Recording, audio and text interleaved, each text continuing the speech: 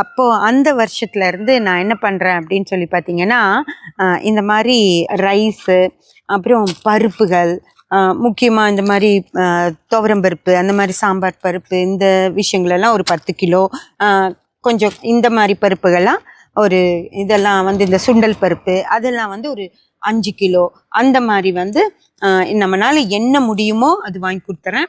அப்புறம் சோயாலாம் இருக்குது friends. Soya இது வெள்ளை சுண்டல், சோயா அந்த மாதிரி இருக்கு. அவங்க வந்து ப்ரோட்டீன் கேட்டிருந்தாங்க. ப்ரோட்டீன் அவங்க கொஞ்சம் எல்லோரும் வயசானவங்களா இருக்கனால சோயா அடிக்கடி கொடுப்போம், அது கொடுங்க அப்படின்னு சொல்லி கேட்டிருந்தாங்க. அதனால் அவங்களுக்கு என்ன தேவைப்படுமோ, போன தடவை நாங்கள் வரமிளகா அதெல்லாம் வாங்கி தந்தோம். புளியும் அப்போ நான் வாங்கியிருந்தேன். இப்போ அது வேண்டான்னு சொல்லிட்டாங்க. அதனால புளி தவிர மிச்சம் எல்லாமே வாங்கியிருக்கேன் ஃப்ரெண்ட்ஸ். நம்மளால் என்ன முடியுமோ நம்ம அதை வாங்கி கொடுக்கலாம் அவங்களுக்கு. அவங்க வேணுங்கிறத ஃபோன் பண்ணி கேட்டால் கூட அவங்க இது வாங்கி கொடுங்க அப்படின்னு சொல்லி சொல்லிடுவாங்க.